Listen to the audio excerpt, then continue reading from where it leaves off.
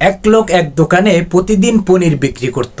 তো যখন সে পনির বিক্রি করত 1 কেজি করে প্রতিদিন পনির বিক্রি করত এবং সে বিক্রি কইরা ওই দোকান থেকে 1 কেজি ময়দা নিয়ে যাইতো। তো পুরনো কাস্টমার একে অপরের সাথে পরিচিত। তো যে পনির নিত সে কখনো ওই দোকানে মানে দোকানদার ওই পনিরটা মাপতো না, আর যে ওখান থেকে ময়দা নিত সেও ওই ময়দাটা মাইপে নিত না। তো কিছুদিন পরে ওই দোকানে একজন কর্মচারী নতুন নিয়োগ দিছে। তো ওই লোক পনির নিয়ে আসলো বিক্রি করার জন্য 1 কেজি। তো তাকে 1 কেজি পনির দিল। তো সে তো নতুন আসছে, সে পনিরটারে পালায় মাপ দিল।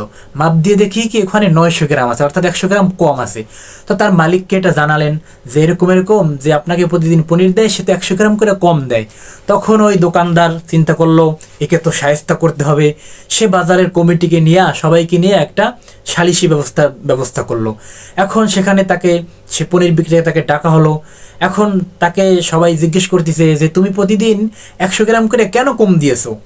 এখন ওই পনির বিক্রেতা বলল, হুজুর আমি তো গরিব মানুষ, আমাদের বাসায় পাল্লা নেই, মাপার মতো কোনো যন্ত্র নেই, কিছুই নেই।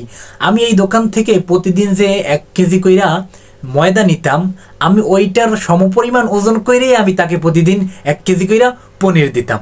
তাহলে এটা থেকে আপনি কি বুঝলেন? দেখেন, আমাদের মানে আমরা যে যেরকম মানে আমাদের ভিতরে অনেকের ভিতরে অনেক কিছু আছে না, অনেক কিছু আমরা করি, কিন্তু আমাদেরটা আমাদের ভিতরে গায়ে লাগে না। কিন্তু আমরা অন্যেরটা দেখলে তখন তাকে নিয়ে অনেক কিছু করি, তাকে নিয়ে বিষয় ব্যবস্থা সব কিছু তৈরি করি, অথচ আমার ভিতরে কি আছে এটা আমরা একবারও খেয়াল করি না।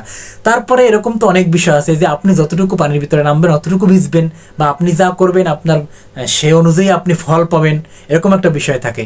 তাহলে আমরা একে অন্যকে দোষ না দিয়া নিজের ভিতরে কি অপরাধ আছে নিজে ঠিক হইলে অবশ্য সব কিছু ঠিক হয়ে যাবে। কারণ সে যদি তাকে 1 কেজি ময়দা দিত তাহলে ঠিক সে 1 কেজি পরিমাণই পনির পাইতো। সে কম দিছে বলেও সে তাকে ওই পরিমাণই কমই পাইছে। তো অতএব আমরা নিজেরা অনেক সময় অনেক অন্যায় করি, কিন্তু আমাদের অন্যায়ের কারণে আমাদের উপরে আবার অন্যায় আসে, তখন আমরা সেটাকে মেনে নিতে পারি না। তখন আমরা এখানে সেখানে এরকমভাবে বিচার দিয়ে আল্লাহর কাছে বলি, অনেক কিছু করি। এর জন্য আমাদের নিজেদেরকে ঠিক হতে হবে। ইনশাল্লাহ চেষ্টা করবো সবাই। ভিডিওটা ভালো লাগলে শেয়ার করে দিয়ে সাবস্ক্রাইব করে পাশে থাকবেন।